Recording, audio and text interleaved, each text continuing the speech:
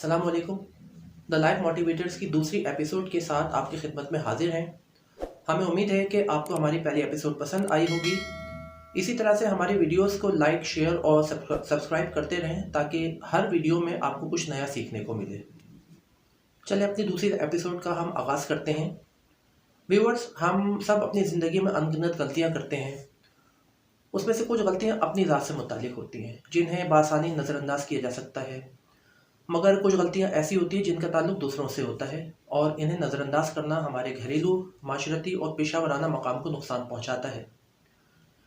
दूसरों से मुताल्लिक गलतियों से निपटने का एक तरीका तो ये है कि अपनी गलतियों पर अपने ताल्लुकात को तरजीह दी जाए और अपनी गलती का फौरी इदराक करके इस बात की कोशिश की जाए कि जितनी जल्द हो सके मामलात को निपटाया जाए ताकि ताल्लुकात, दोस्ती, रिश्तेदारी और माशरती मेल जोल में कोई दरार ना आ पाए।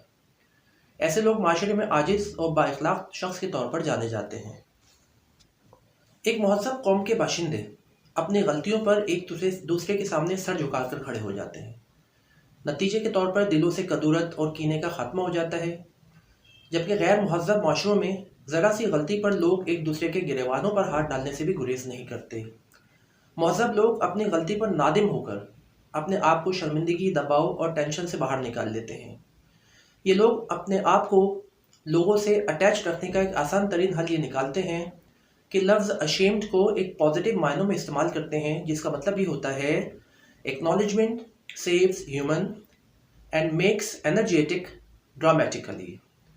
Acknowledgement saves human and makes energetic dramatically, जिसका मतलब ये होता है कि अगर आप अपनी गलती को तस्लीम करते हैं तो आप शर्मिंदगी से बच जाते हैं और आपके ऊपर जो एक टेंशन और दबाव की जो कैफियत होती है वो खुद ब खुद ऑटोमेटिकली ख़त्म होती चली जाती है।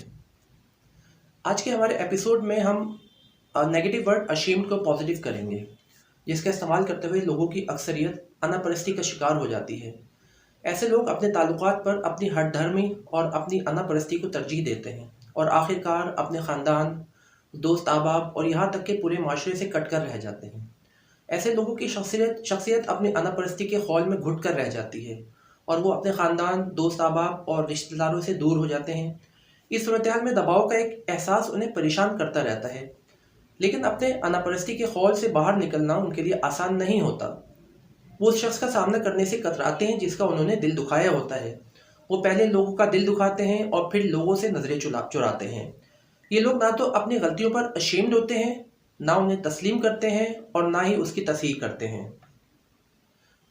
इस लफ्ज़ को यानी लफ्ज़ अशेम्ड को अपनी इज़्ज़त नफ्स से ऊपर रखें और देखें कि किस तरह ये लफ्ज़ आपको दबाव के एहसास से बाहर निकाल देता है, क्योंकि जैसे हम पहले पढ़ चुके हैं कि acknowledgement saves human and makes energetic dramatically, जिसका मतलब ये होता है कि एतराफ़ इंसान को बचाता है और उसे ड्रामाई अंदाज में मुतहर्रिक कर देता है।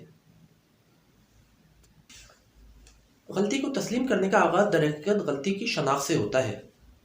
सबसे पहले अपने गलती की शनाख्त करें, उसे तस्लीम करें और फिर उसकी तस्हीह करके आगे बढ़ते चले जाएं। यही ज़िंदगी में कामयाबी का एक हकीकी तरीका होता है। मुर्दा इंसान की सबसे बड़ी खामी बेएतराफ़ी होती है और ज़िंदा इंसान की सबसे बड़ी खूबी उसका एतराफ़ होता है।